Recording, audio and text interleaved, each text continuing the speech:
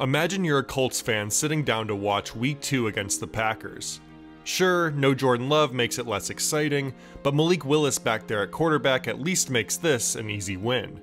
Before this game, he had completed just 35 of 66 passes for 350 yards, 3 picks, and no touchdowns. Malik Willis is terrible at playing quarterback. And he's going to start. He's going to start week 2 for the Packers. And I was waiting. I thought Monday they'd sign somebody, and Tuesday it's like, oh, when's the Tannehill announcement coming? Then Wednesday, and now it's Thursday. And they're just rolling with it. They're going to play Malik Willis, a guy that both of us watched play quarterback in real games. He started 3. He went 1 and 2. It didn't go well. And what are they doing? What are they thinking? Indianapolis kicks off to start, which is fine. You're thinking, quick stop, get the ball back at half, we love it. Only the Packers are kind of driving.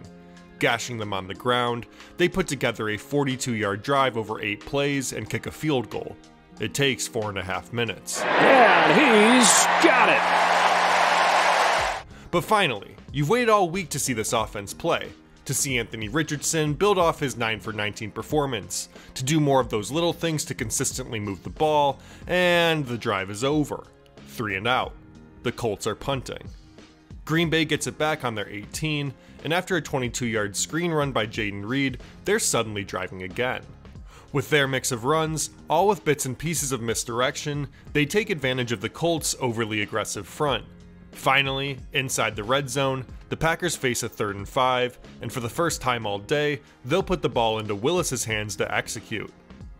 The Packers come out with 3 receivers to one side, and the Colts match up against them with DBs and a single high safety.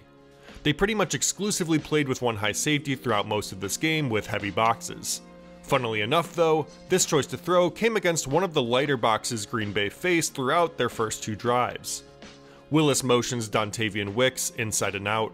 When his man stays put, that tells Willis that Indy is likely in zone coverage. From here, Wicks flows into an outbreaking route while the X-receiver's go takes his guy out of the play. Willis throws and the ball gets around the defender's outstretched arm, Wicks secures it, and takes it into the end zone for the first touchdown of the game, Willis's first passing touchdown ever, and a 10-0 lead. There's 3:18 left to go in the first quarter. Green Bay has possessed the ball for more than 10.5 minutes, the Colts have held onto it for less than 1. Head coach Matt LaFleur's game plan is being run to perfection. And you, the Colts fan, the one that thought this was going to be an easy win, isn't so sure now. Oh, and Richardson just threw an interception. Richardson floating, too tall and picked off! We all know how the story ends. The Packers end up shocking Indianapolis with a 16-10 win in Week 2. And while there was a lot of talk about Willis coming into the game, I think the focus afterwards should be on how LaFleur built a run-first offense on top of what was a simple strategy. The strategy? Run the absolute piss out of the ball, try to get an early lead to force the Colts to play from behind, then run the absolute shit out of the ball. They ran the ball 53 times for 261 yards compared to the Colts 18 times for 140. Conversely, they had Willis throw just 14 times for 12 completions and 122 yards, while Richardson threw it 34 times for 17 and 204. And you can feel this discrepancy most in time of possession, where Green Bay literally doubled them up, 40 minutes to 20. To be fair, Indy did tighten it up in the second half, as 237 of those yards and 34 of those carries came in the first. But I think there's something to be said for coming right out from the kickoff and just forcing the Colts' porous run defense to stay out on the field for such a long time, while the offense has to sit and mull over their latest mistake. And there was a real opportunity for the Packers to potentially run Indianapolis off their own field had Josh Jacobs not fumbled on the goal line of their 3rd possession. This would have put Green Bay up 16-0 with 12 to go in the second quarter. But even so, they did enough to hold on and win. I caught the very second play of the game out of the corner of my eye on Sunday, and I knew when I said, "That was a cool handoff," out loud, that something magical might happen.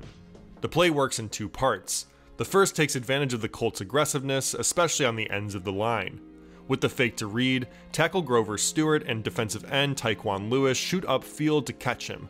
By doing so, Green Bay center Josh Myers and right tackle Rasheed Walker can turn their butts to the ball and seal off that entire side of the defensive line. The second part comes in how right guard Elton Jenkins and tight end Tucker Kraft swing around the formation to turn into lead blockers for Jacobs. He gets a great lane and takes it for 12 yards. Jacobs finished the day with 32 carries for 151. Green Bay forced Indianapolis to constantly defend multiple areas of the field despite running the ball nearly 80% of the time. I think as outside observers, we can often think of run plays as unidirectional. And so that's what I found fun about watching what the Packers did here. They knew they had to lean on the run and came into the game with a playbook that made that viable. And while writing that and now saying it out loud can feel like the bare bones basics of what a coach should do, I think many of us can point to instances where coaches did not do that. The last run play I wanted to highlight was this end around to receiver Bo Melton. The first thing that jumped off the tape to me when I first saw this was that the Colts came out with 2 high safeties. This was the 17th offensive play of the game for Green Bay, and not once did Indy come out in 2 high. Of course, this was short-lived, as they start to sink one of them down and into the box to try and blow up the handoff. And the Packers have the perfect counter to it. Melton comes off the line and runs alongside that same safety, while Kraft fakes inside like he's about to block, and then pulls outside to play the role of lead blocker yet again, chauffeuring Melton to a nice 16-yard gain. Recently, Kraft has shined for the Packers with his all-around skill set, and he's been getting more opportunities on the field too. His utility may not come up in the box score, but as Greg Olsen has said, referring to the run game, he really is at the core of those concepts. And it was those concepts, after all, that got Green Bay this win. So, if it was all about the run game though, what does that mean for Malik Willis? If we wanted, we could go back to that touchdown pass and hone in on how he really should have thrown this a tick sooner. How he hesitated just a bit here, and that maybe it was more luck than skill that this ball zipped around the defender at all. We could also zoom in on this 39-yard pass to Romeo Doubs and talk about how he underthrew it and how this is more a testament to the receiver's abilities than the quarterback's. But we could just as easily say, look, Willis did enough. And doing enough required him to have the confidence he displayed on the few times he did drop back to throw.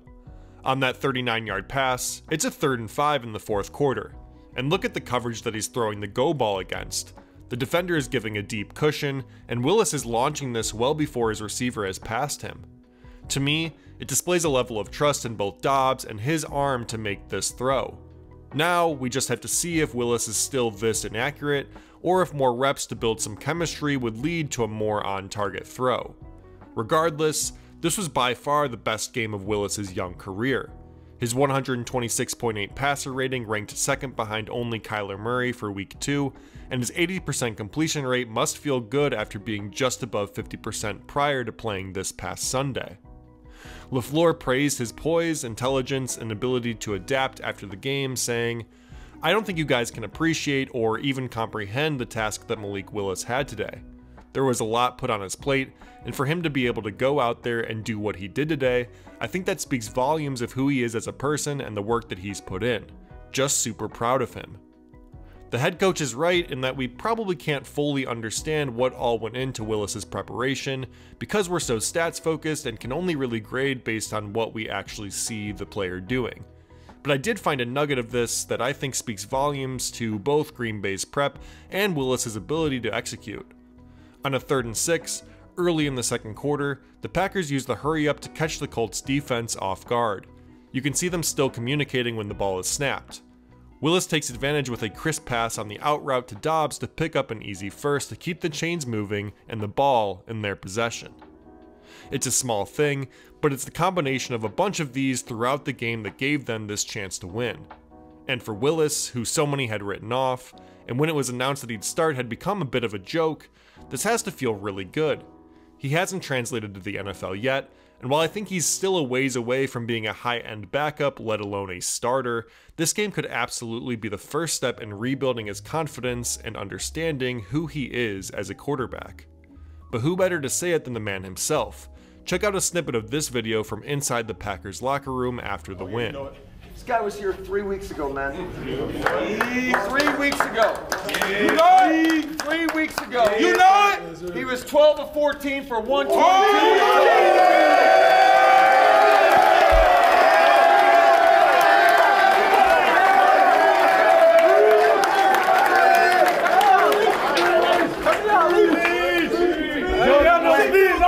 Speaks. I just appreciate y'all boys helping me out along the way, bro, instilling confidence in me and helping me, go out there and play. Knowing y'all got If you didn't get at least a little bit emotional from that, you're lying. Willis is a great early story for the NFL season. Now, do I think he's going to light it up if he has to keep playing? Probably not, but will it be must-see TV for me if he gets another start? Absolutely. Thank you so much for watching this video. Please remember to give it a like if you did enjoy it and consider subscribing to the channel so you can catch the next one. Thanks, bye.